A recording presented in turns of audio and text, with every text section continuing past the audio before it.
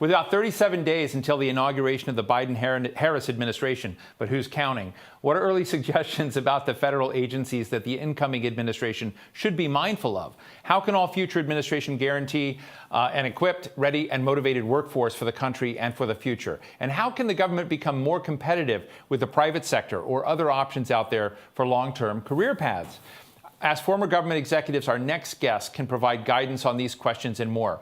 Eileen Harrington, she's sort of a star of this Michael Lewis book I talked to you about a bit earlier. She's adjunct professor at the University of Wisconsin-Madison with 28 years of high-level service, formerly in the Federal Trade Commission, the Small Business Administration, and the Bureau of Consumer Protection. I saw her in 2004 because I was at the dinner. She received a Service to America medal in 2004, was ranked as a distinguished executive in 1997. She created the no-call registry, the Don't Call Me registry. Jim Shelton, good friend, is Chief Investment and Impact Officer at Blue Meridian Partners and a non-resident fellow at the Brookings Institution. He's also a former Deputy Secretary of Education. Thanks you both for being here.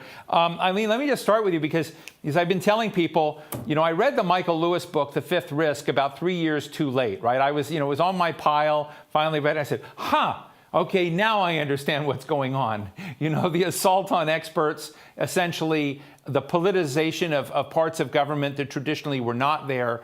And, I just mentioned the Sammy dinners, that, for those who did not know about the Service to America Medals program, it was really to focus the spotlight on people who otherwise the spotlight would never have been focused on because they were giving of themselves for public service out of the limelight. And whether it was in the medical field or, our phones being spammed, whether it was in Jim's area in education and whatnot, there are a lot of unsung heroes out there. So I'm very happy we found you. And I guess I would just like to get, a sense of you. Our challenge in this session is to give advice and counsel to an incoming administration on how to look at that environment of getting talented but selfless people back in place serving the public. What do you think we need to do? Well, I was thinking back over the many administrations that I've seen come and go, and one of the best things that ever happened practically on day one was when George H.W. Bush took office and called the career senior executives who were in Washington, D.C., over to the DAR Constitution Hall auditorium and talked to them. And his message was really simple. It was, I value you, the leaders of the career civil service. H.W. Bush came in after the Reagan years, and those were hard years for the career civil service, not in ways that are particularly similar to what the career civil service has been through with the Trump administration. But I think a message from the top on day two from then President Biden to the career executives would be really important.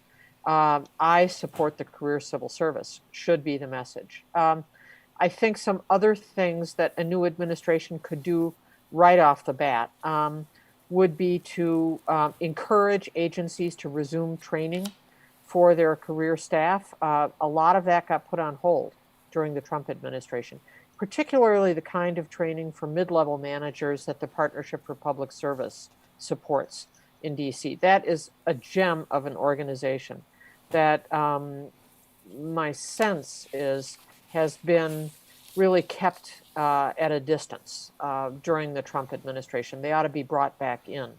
And the kind of training and mentoring that they have provided through several administrations for career civil service ought to be fully embraced and reinstated. I think that that they need to get a Merit System Protection Board operating again. The Merit System Protection Board is this entity that people outside of government probably don't know anything about. But one of the functions of the Merit System Protection Board is to review claims made by career civil servants who are whistleblowers and are retaliated against, or who otherwise have been the target of improper and illegal personnel action. There's been no place for career civil servants to go with their legitimate grievances and complaints during the Trump administration because there isn't anyone sitting on the Merit System Protection Board. It's empty. They don't have a quorum. They can't act. That's outrageous, and that should be fixed right away. So those are just some initial thoughts. Well, I have to tell you, listening to you, Eileen, that the vision of a really, really great 1,000-word op-ed in the Hill just came out, as you're saying that we should just, get the transcript and run it. Jim Shelton, I'd like to get you the same thing. And I want to just tell the audience, we've known each other a long time. You've been working on educational reform, how to think about disrupting education in the country, so that it can be more effective and inclusive and fair across the board. But I'd be interested in how you look at this question of policy expertise and creating a trusted home for those talented people back in government now. What do you think? And I also should say, I know you're in the private sector now. Do you think maybe the private sector is doing a better job than the public sector in some of these questions? Well, one, I'd like to begin by just saying plus 1,000 to everything that Eileen said. Not only should the president say something on day 2, but every agency head actually ought to say the same thing when they get to their agency. I can't tell you the impact that it had for Arnie Duncan to show up on day 1 with a big sign behind him that said, "Call me Arnie," embracing all of the folks that are there. And one thing that people may not realize is that it takes a long time to get your folks who you're trying to appoint to those secretary and even the other political positions at this most senior level. So you are completely dependent upon the career staff to get anything done of substance during the first 100 days. And so if you really want to hit the ground running, then it's not only the right thing to do to embrace people, but the point of fact is you can't get anything done unless people are highly motivated to help you get things done when you first arrive. The second thing I'd say is I cannot say enough positive things about the Partnership for Public Service, which Eileen also mentioned. And the kind of opportunities for both recognition and training and support that they provide is invaluable.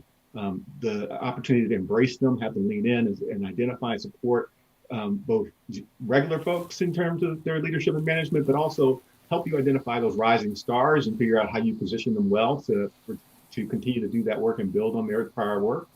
Is really, really important.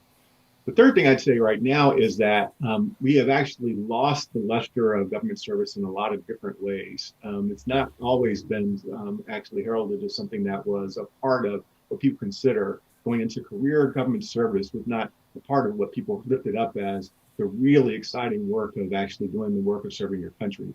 And point of fact is that we have to be able to tell the stories and recognize in forums like yours and others what those people are that are career civil servants are doing that actually makes our country work.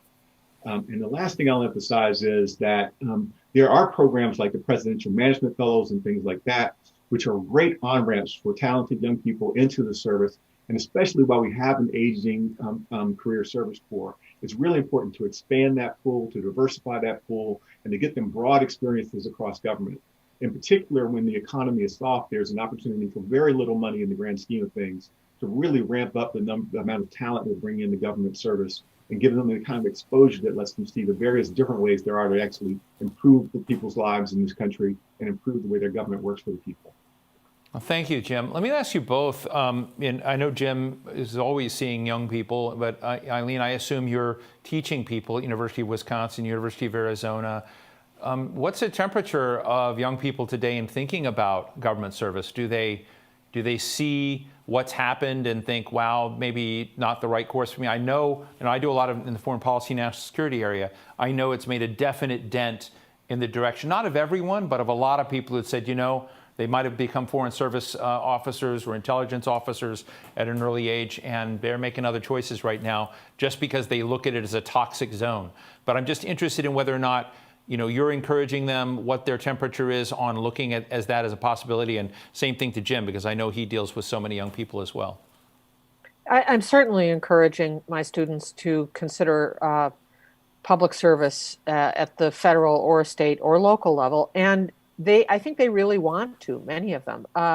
They are either because I've told them this or they know from their own life experience. I think it's probably the latter, not the former. They know that the last 4 years have not been normal at all. That the kind of attack on government that has come from the leadership of government is just not the norm. My students really want to make a difference. They're turned on by public policy. So yeah, I think there is absolutely a large pool of potential public employees out there. What we need to do is make it easier for agencies to hire, and um, I think they will come. I really do. Jim, how would you say the temperature is out there amongst those folks you come into contact with about going into public service? I think I agree with, once again, I agree with Eileen. I think that there is definitely some demand out there. I think that people don't necessarily, again, they want to give back, they want to have impact. I don't necessarily think that they always see government as the path to that. Right. But what we're finding is that when it's presented well, it actually, people are signing up. And so there are new organizations out there that are focused on recruiting young people into public service at the local and the state level. There are, like I mentioned, the President's Management Fellows in the federal government. I think what we have to do is to do a better job of telling the story of what government is actually doing for people to change their lives. Whether it is the work that the agencies have done to increase connectivity to schools and communities for broadband, so there is internet access, whether it's the participating in the public health apparatus, or it's actually doing the work at the Department of Education that gets financial aid, kids financial aid so they can continue in college. Those things are things that, as a country, we've lost sight of in terms of the role that government plays in these things that we have come to take for granted, or at least don't know how they get done, and so don't tend to value the role of the government in getting them done. And I think if we can show young people that that's where it can get done, they're going to sign up in droves, like they sign up for, everyone read this weekend the Fauci effect that's happened in terms of medical school applications. That's because people want to change people's lives and they want to know they're going someplace where they can do it. Thank you. Just in conclusion, let me ask you both a kind of a tough question, and I may get this wrong, and the assumptions may be, stupid. But Jim, I know when you work with Arnie Sorensen, and you're now with Blue Meridian, you've worked with Chan Zuckerberg Initiative, you're an innovation guy. You're trying to, change things around. And what I worried about in today's program, it's not like we are giving bureaucracy a big bear hug and saying, that bureaucracy is just great on its own. We're talking about policy expertise. We're talking about environments that lean towards policy innovation, like what Eileen did Right. with the Do Not Call registry, et cetera. And I'm wondering how you get that fine line, because I sense that there are two lines. There's policy expertise in government that's willing to take a risk, the kinds of risks in government that would create new and better outcomes for the public. And then there's the question of political lines that can somehow become part of that environment and become both either as a way to enhance somebody's ability to move something, or it can actually detract from the relevance and success of their innovative idea. So I know that's complex, but I think it's important we talk about it. So if you're in the Department of Education and you're trying to sort of look at a way to create a more just, inclusive set of outcomes for students of every corner in this country and every complexion in this country, how do you create a place that's rich and that doesn't run into inertia, but also doesn't become politically flagged, if you will? Is that a fair question, Jim? It's a fair question. I don't know if it's a question I have a fantastic answer to. What I can say is that the good news is that when you get down to the level of goals, does everyone want a better education system that better prepares our young people to be competitive in the world and to be prosper in their own lives and to be great citizens? The short answer is yes. Do we believe that we actually need to create something different than what we have today that better achieves those goals? The answer is yes. Do we agree on exactly what that should look like? The answer is, in many cases, no. But there are many elements that we all agree upon, like taking those things that do work and getting that to more kids. Taking the things, the kind of services that have been outside of schools in terms of mental health supports and health supports, and getting them to kids in schools so that they can actually thrive. That seems to now be on the table as something that everybody can agree to. Getting more kids access to early childhood education, again, another thing lots of people can agree to. And so I think it is finding those common grounds and finding innovative ways to get people to be able to express those same ideas in their communities in ways that are relevant, that will allow us to actually find common ground and move things forward. That take a little bit of the politics out of it, but allow government to do what it does best in terms of providing opportunity broadly to many people and engaging many different constituencies in it. What I do recognize, though, is that we have to fight as a country this instinct to politicize everything in order to, regardless of whether it has an impact for the better or worse of our kids. And that's actually, frankly, cuts across the board. We've seen it now in our public health conversation. You've seen it before in the education conversation. Many of the things that were arguments in education were not about whether they were good for kids or not. It was about whether they were good political issues to elevate in order to get people to show up for other things that you cared about. And we have to fight that instinct and bring people together around staying focused on the outcomes. So last thing I'll say on this front, this notion of leaning into what it's going to take, the unprecedented amount of collaboration, coordination, and frankly, focus it's going to take for us to deliver for our young people what they have been deprived of over the last year, and will be deprived of somewhat for the next 6 months, is going to be critical. Getting them getting teachers the vaccines that they need, getting kids the testing that they need, getting the internet access in school and at home that we need to continue to be able to extend learning beyond the hours of the regular school day, and to do something special during this summer because that gap is there. All of that is the kind of thing that we should all be able to come together around and do it in ways that are really innovative and yet still don't get politicized as we stay focused on our young people. Fascinating, Jim. I always learn from you. Eileen, how do you see the world of innovation and policy expertise in politics? Yeah, picking up on a lot of what Jim said about the importance of trying to depoliticize the work. Some specific things that I noticed during my career. The Federal Trade Commission, where I spent most of my career, is either the first or second every year rated in best places to work for middle-sized agencies in the federal government. The Small Business Administration, where I also served as chief operating officer, is like at the bottom. What's the difference between those agencies? I had an opportunity to be in both. And a big difference is that there are fewer political appointees at the FTC as a percentage of agency staff than at the SBA. And the political appointees are really integrated in with career staff. At the SBA, the political people are all sort of a group.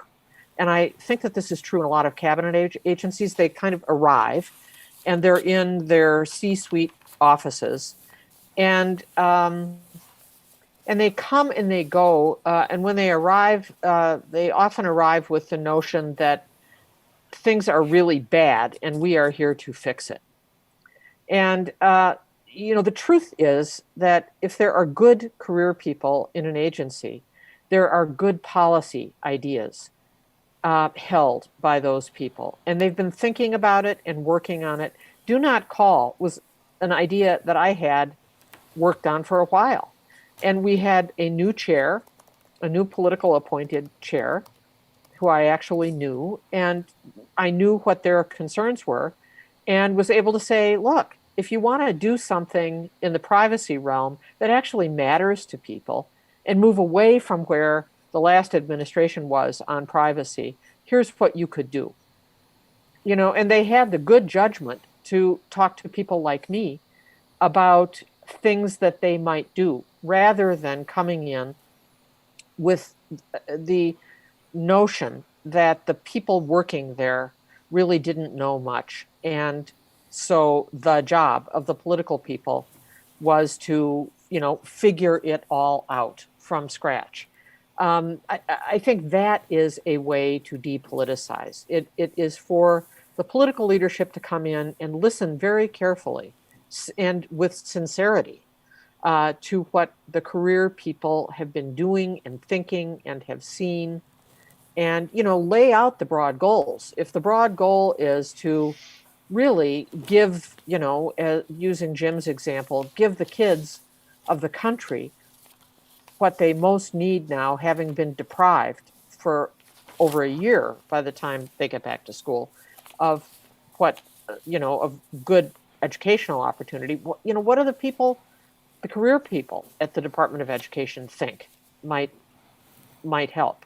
Really go to them. That's how you depoliticize it. The last thing I'll say that I noticed in my foray from the FTC to the SBA and then back to the FTC is that when there's a change in secretary, even within the same administration, it's sort of like the people who were there for the first part of that administration weren't there. You know, there is way too much stop and start when new political appointees come and go, and it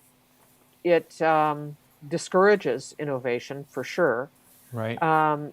and discourages career staff.